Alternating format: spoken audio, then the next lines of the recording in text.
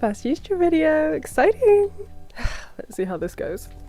Today, the average person only has 2.5 friends. That's down from 6 just 20 years ago, and experts are calling it the friendship crisis. But here's the crazy part. The exact behaviours that are destroying friendships are the behaviours that we don't even know that we're doing. Friendship is like an art form, and we're increasingly forgetting how to do it. And this is nothing new. All forms of relationships have been declining for decades.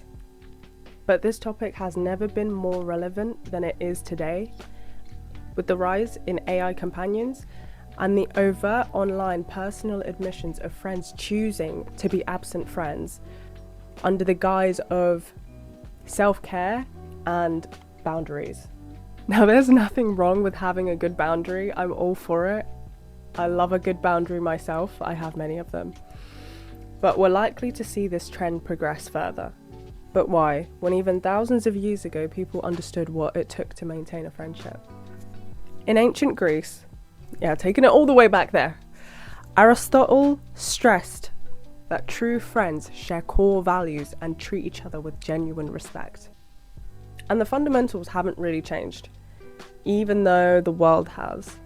What has changed though is the way that we show up for each other, or rather, the way that we don't. This clip of an online internet personality made the rounds last month for her blatantly selfish and unabashed treatment of her so-called friend. Being a best friend with a celebrity, everybody thinks that, oh, because you're connected to this person, then your life is just as grand as theirs, or you got it, or they helping you. Baby, didn't have a job, living with my parents, a single mom. All this happened to me this past year. Jesus. And then it's like to not have resentment in my heart towards you because I saw you do this for other people. I saw you give a check to somebody to help them through whatever they went through. And it's like, God, like nobody didn't give me a handout, but guess what? That wasn't your responsibility. God had to take me through that for my own season, for my own thing. I had to get my car repossessed. Jesus. I had to go through the food stamps line. The saying, who needs enemies with friends like this, comes to mind. But what I found more disturbing was her friend's complete lack of questioning of this friendship and the treatment that she was being receptive to. This made me wonder if this is the new form of friendship going forward. The bar is in hell. The bar is in hell. Have a little sip. No. Even in my own world, examples spring to mind. We've thrown a few parties, and we've been afraid sometimes that people won't come, or you invite a bunch of people, they accept, and then all of a sudden, the day before or the day of, everybody starts dropping like flies. It can be scary. You invite 100 people, but you only invited 100 people because you figured that a lot of people would drop out anyway, which just shows that people kind of expect people not to have the time to show up for them. But then you're worried if everybody turns up, then my house is going to be packed. But if I don't invite 100 people, then maybe nobody will show up. And it's quite disheartening, and it makes you kind of want to not invite those same people if it's a recurring thing, or it makes you apprehensive to throw more parties. But it shouldn't be like that. You shouldn't be discouraged to invite people and to extend the olive branch.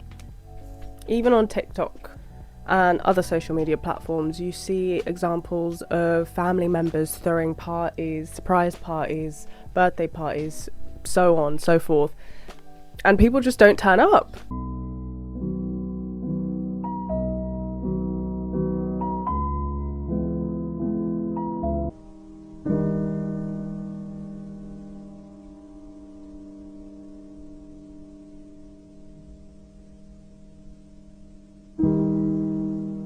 And it was so sad seeing this clip of this guy on his birthday and like just nobody turned up, and it's so sad. Real friendship isn't all that complicated though. It just requires the rare and precious resources of consistency, intention, and communication. But wait, I hear you asking, isn't this the most connected era in human history? That's the paradoxical nature of the post-iPhone era. We're increasingly connected, yet ever alone. Even I spend the majority of my time alone due to working remotely and my family living in a completely different continent. So I am not exempt from the atomized, convenient lifestyle, often finding myself disappearing off of social media, which is a good thing. It gives me that mental break, it gives me that refresh, touching grass, going out, seeing my friends, and then reappearing with the odd social media post which lets people know that I'm still alive. But I have rules for friendship. If I make a promise, I keep it. If I have an issue, I raise it gently. And most importantly, I show up and I support my friends. But it wasn't always like this. This is so abnormal. This behaviour is deeply disturbing because it goes against nature itself. Studies are showing that even animals have friendships. Cows have best friends. Cows have better relationships and friendships than us, humans. The organisms with reasoning, autonomy, critical thinking, and a complex communication structure. And even throughout history, close bonds were not just a nice to have. They were an essential to survival and human well-being. Which they still are, by the way. You have no idea how many friends have slept on my sofa and how many times friends have helped me when I'm in a tight spot and vice versa. We are wired for connection at our most basic level. When taking a look at Maslow's hierarchy of needs, and if you're unfamiliar with this concept, it's essentially the theory that human needs can be categorized in a clear hierarchy. This hierarchy, often depicted as a pyramid, where if all needs are met, with those at the bottom being the most fundamental, a person can achieve self-actualization, allowing them to essentially reach their fullest potential. Again, this is a theory. And a good way of framing and formatting what is essential to human life. Now, notice how human connection sits right in the middle. This gives an indicator of the reasons we found ourselves in this situation. If human connection isn't a physiological need, such as food, water, shelter, warmth, then essentially you can survive without it. But if you don't achieve these human connections, according to the hierarchy, you can't achieve true self-actualization. That's why the friendship crisis is hitting us so hard, because it goes against our fundamental human needs. But not just that, it suggests that we've regressed and we've stagnated. We're only getting half our needs met, which is causing serious knock-on effects. Bleeding through other aspects of our lives, meaning we can't truly achieve what we want without clearing this hurdle. And the way modern day society is structured facilitates this regression through the push of atomized lifestyles, the information echo chambers we find ourselves in, which only further deepen the confirmation bias we already have, and ultimately the message that you just don't need anyone. It paints a dystopian future, which in some cases has already arrived.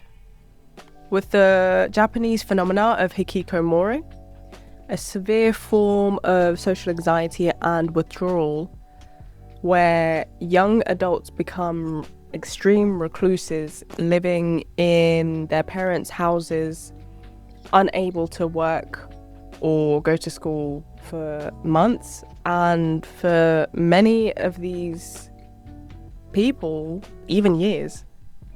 Sound familiar? Shady boots.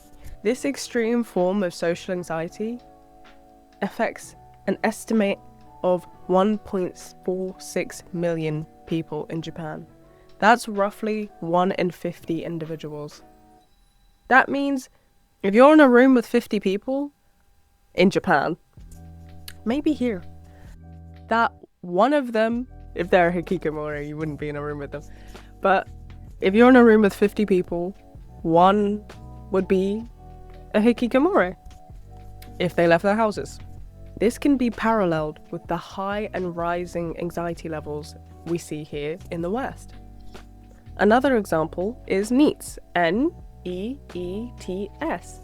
a term to describe those not in employment, education, or training, and one that's finally made its way to both US and UK vocabulary. In the UK, from the period of January to March 2025, an estimate of 12.5 of the 16 to 24-year-old demographic was described as NEET by the Office for National Statistics. This roughly translates to about 923,000 young people, with a split rate of 13.2 for young men and 11.7 for young women.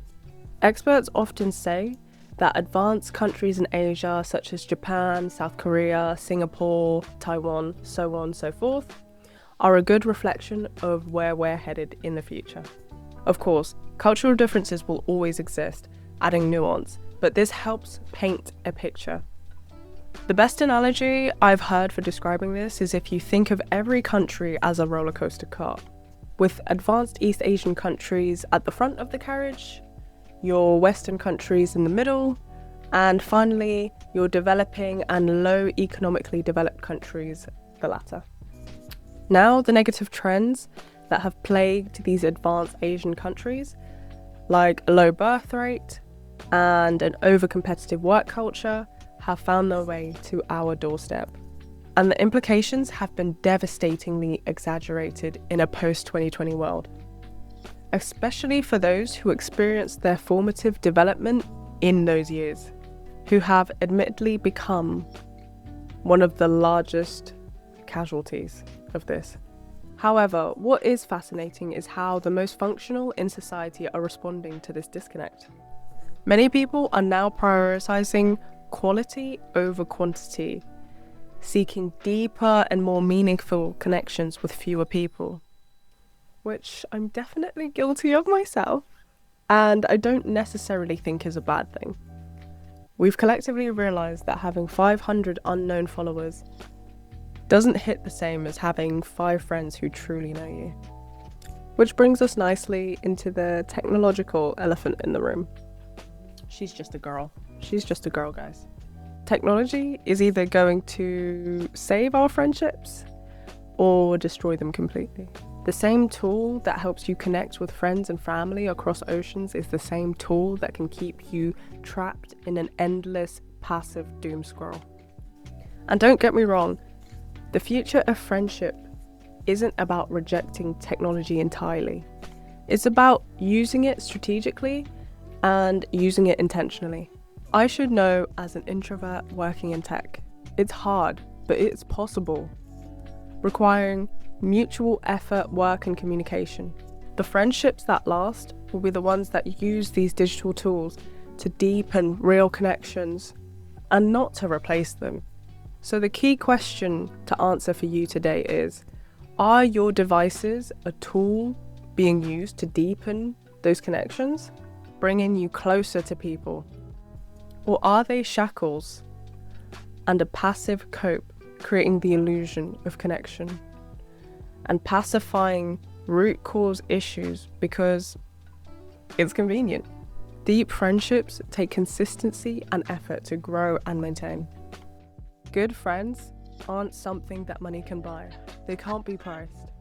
And if we can't achieve our fullest potentials without this need because we are stuck in a limbo, then maybe these connections are the true wealth that we should be focused on building. Well, that was my first video. Hi guys, post filming me, I guess. This was my first video. I hope you guys enjoyed it. Please like and subscribe. Yeah, I hope you enjoy the topic. Okay, I'm gonna go. I can barely see you. Against nature itself. Oh. Got something in my eye. Exaggerated in a post. No, I'm not gonna say that.